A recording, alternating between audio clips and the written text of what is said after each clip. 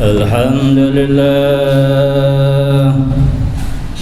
الحمد لله الواحد الأحد الصمد الذي لم يلد ولم يولد ولم يكن له كفوا أحد أشهد أن لا إله إلا الله وحده لا شريك له وأشهد أن سيدنا ونبينا محمدا عبده ورسوله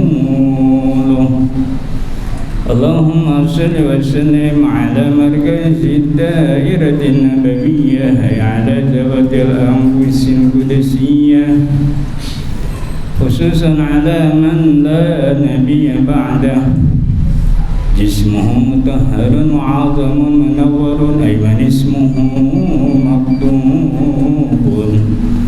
مرفوعا موضوعا على اللوح والقلم شمس الضحى بدر دجى نور الهدى بالقاسم سيدنا ومولانا محمد شجرة الأصل النورانية ولمعة القبلة الرحمانية وأفضل خليقة الإنسانية وأشرف السمورات الجسمانية ومعادن الأسرار الربانية وخزائن العلوم الاستفائية صاحب القبضة الأصلية والبهجة الثانية والرتبة العلية من درجة النبيون تحت لوائه وهم منه إليه وسلم وبارك عليه وعلى آله وصحبه عدد ما خلقت ورزقت وأمت وأحييت إلى يوم تبعث من أفنيت وسلم تسليما كثيرا أما بعد فيا عباد الله أوصيكم وإياي بتقوى الله وطاعته لعلكم تفلحون فقد قال الله تعالى في كتابه الكريم أعوذ بالله السميع العليم من الشيطان الرجيم لقد جاءكم رسول من أنفسكم عزيز عليه ما عنتم حريص عليكم بالمؤمنين رؤوف رحيم صدق الله العظيم. Ma'asyiral muslimin fi zumratil mu'minin, dalam sidang khutbah Jumat yang dirahmati Allah Azza wa Jalla, izinkanlah Al-Fakir untuk mengajak kita sekalian untuk selalu dan selalu memanjatkan puja serta puji syukur kita kehadirat Allah yang Maha Agung dan Mulia. Iringan anugerah limpahan rahmat Allah dalam berupa salawat dan salam senantiasa tercurahkan atas junjungan baginda alam Nabi kita Muhammad Rasulullah SAW, mereka para keluarga besarnya, juga mereka para sahabatnya. Senantiasa iringan anugerah limpahan rahmat Allah dalam berupa salawat dan salam tercurahkan pula atas kita sekalian, umat baginda yang mulia Nabi kita Muhammad Rasulullah sallallahu alaihi wasallam, serta iringan doa kita bersama senantiasa kepengurusan masjid daripada DKM Al-Faizin selalu mendapat rahmat barokah serta ridha Allah Subhanahu wa taala. Amin Allahumma ya rabbal alamin. Ma'asyiral muslimin fi zumratil mu'minin, dalam sidang khutbah Jumat yang dirahmati Allah Azza wa Jalla. Sudah tidak terasa pada usia kita masing-masing pada saat ini, entah berapa lama kita bertahan di alam dunia, dan pastinya kita akan pulang ke rahmat Allah dengan meninggalkan sanak famili, kerabat, keluarga, handai tolan, serta harta yang sudah banyak kita ikhtiarkan. Bagaikan menggulung melipat jarak, menggulung waktu, perjalanan waktu mengantarkan kepada kita sehingga Nabiyuna Muhammad Rasulullah sallallahu alaihi wa alihi wa sahbihi wasallam diturunkan oleh Allah Azza wa Jalla. Tidak ada lain, tidak ada bukan, adalah intabih, menggiring, membawa regenerasi umat manusia dari zaman ke zaman sehingga kita pulang ke akhirat dalam keadaan selamat, membawa iman dalam keadaan husnul khatimah. Karena ketika roh-roh di zaman azalinya ibarat dalam satu kantung roh ditanya oleh Gusti Allah, ya arwah, alastu bi rabbikum, maka roh-roh kita yang pada saat ini semuanya kita yang ada di Masjid Al-Faizin, bukankah roh kita dibungkus oleh jasad kita masing-masing? Adakah kita akan kabur dari diri kita kalau kita adalah pembungkus dari roh-roh di badan kita masing-masing? Nabi turun intabih, karena fenomena alam dunia sungguh sangat membuat manusia jauh daripada Gusti Allah Azza wa Jalla. Malam pun tiba, pagi belum timbul sinar matahari pagi, kita sudah pusing memikirkan duniawiyah kita. Apalagi dalam keadaan perekonomian yang melorot, yang merosot, kehidupan yang kacau balau dengan perekonomiannya, keadaan dan lain sebagainya. Lantas mau kemana kita akan kembali?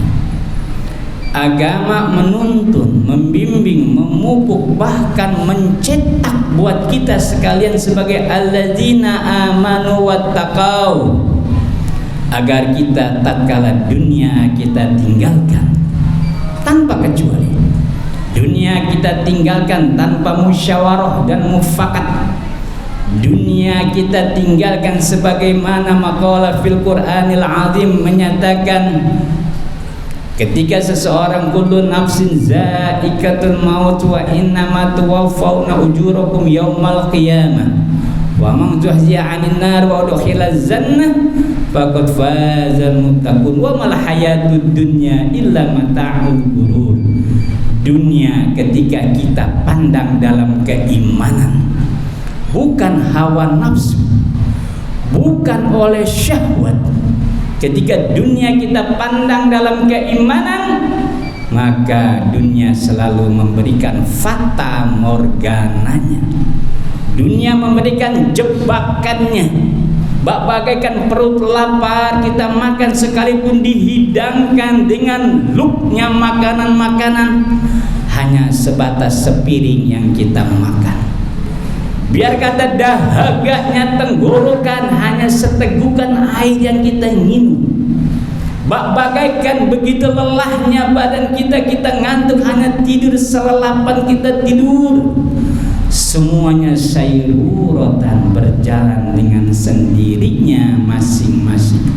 Ma'asyiral muslimin, fi zumratil mu'minin, dalam sidang khutbah Jumat yang dirahmati Allah Azza wa Jalla. Kalau kita peduli kepada badan kita, kalau kita peduli kepada sanak keluarga famili kita, kalau kita peduli dengan harapan kelak nanti kita akan diselamatkan oleh baginda Rasulullah sallallahu alaihi wasallam, fattabi salih mimman salaf wajanibil bid'ata mimman khalaf, kullu bahsin khalafal manqulah la yultafatu ilaihi wa in jalla qailuhu wa dhahara daliluhu.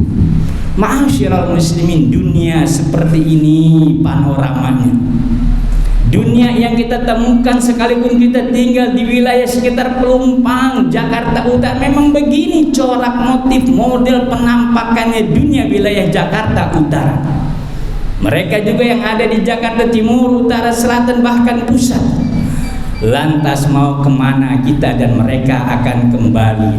Hanya satu-satunya konsep agama itulah yang membawa ketentraman, kedamaian, bahkan ketok palu yang diutarakan oleh baginda Rasulullah sallallahu alaihi wa alihi wasallam, man qala fi akhir hayati la ilaha illallah dakhalal jannah. Summa qala fi ayatil ukhra al-Qur'anul Karim, al jannatu liman ittaqa, surga hanya dipersilahkan atas orang-orang yang takwa. Siapa mereka di antara yang takwa? Yang sebagaimana diomong oleh baginda yang mulia Nabiuna Muhammad Rasulullah sallallahu alaihi wa alihi wa sahbihi wasallam, al-farqu ma bainal kafir wal muslim as-shalah.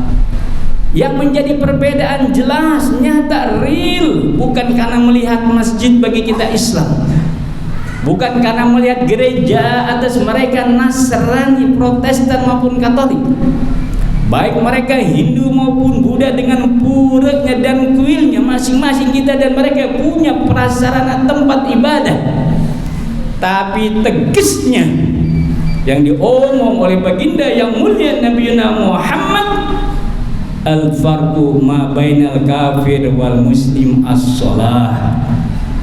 Bagi kita istilahnya sholat, bagi mereka orang yang di gereja disebutnya sembahyang, dan juga bagi mereka yang lain-lainnya. Tapi tegasnya baginda Rasulullah SAW menegaskan, kita orang Islam diajar untuk makrifat kepada Gusti Allah Azza wa Jalla.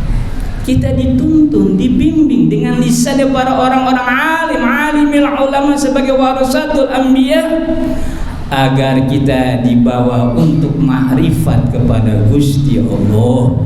Kita mengenal dengan kalimat wujud, idam, baqa, mukhalafatu sampai mutakallim.